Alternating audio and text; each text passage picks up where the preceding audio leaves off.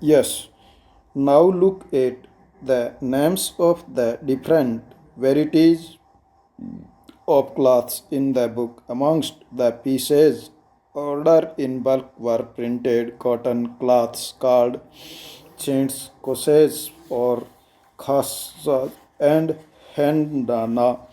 Do you know where the English term chintz come from? It is derived from the Hindi word chint, a cloth with small and colorful flowery designs. From the 1680s, there started a craze for printed Indian cotton textiles in England and Europe, mainly for their floral designs, fine textures, and relatives cheapness rich people of England, including the Queen herself, rose cloths of Indian fabric. Similarly, the word bandhan refers to any brightly colored and printed scarf for the neck or head. Originally, the term derived from the word bandhana, Hindi, for tying, and referred to a variety of brightly colored cloth produced through a method of tying and dyeing. Next, there were other cloths in the order book that were noted by their place of origin: Kashmir and Patna, Calcutta, Orissa, Sarpur, Singapore. Next, the widespread use of such words shows how popular Indian textiles had become in different part of the world. Next, notice the line that runs through the middle. Do you know why in this odhni two tie and dye silk pieces are seamed together with gold thread?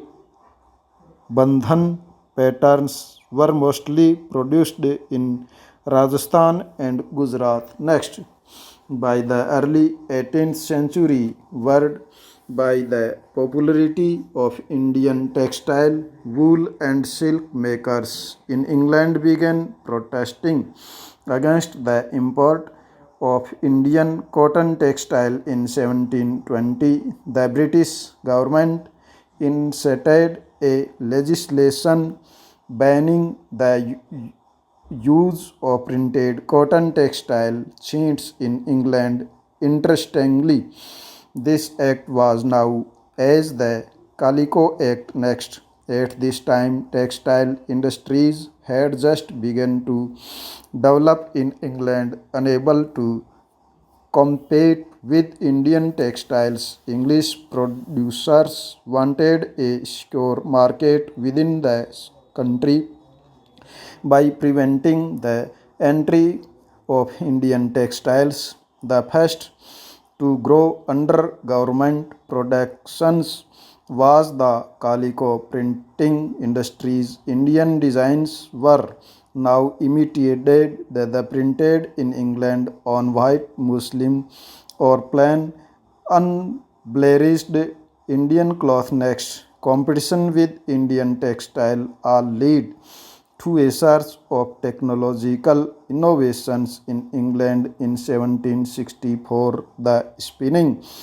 jenny was invented by John Kay, which increased the productivity of the traditional spindles. The innovations of the steam engines by Richard in 1786 revolutionized cotton textile. Wing cloth could not now be woven in immense quantities and cheaply too. Next, however, Indian textile continues to dominate world trade till the end of the 18th century. European trading companies, the Dutch, the French, and the English, made enormous profits out of this flourishing trade.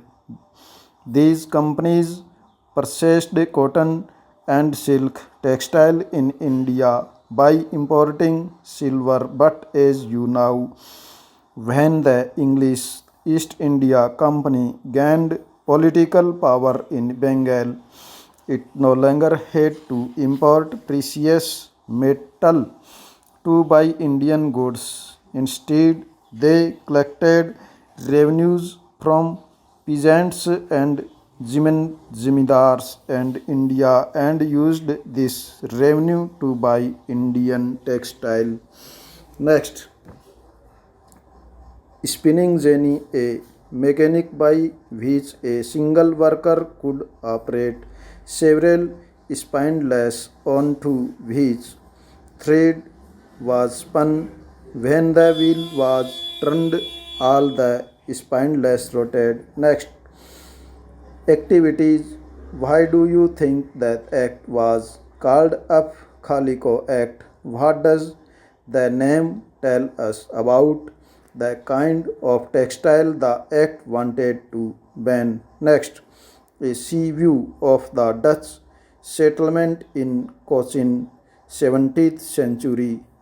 As European trade expanded, trading settlements were established at various ports. The Dutch settlements in Cochin came up in 17th century. Notice the around the settlement stop.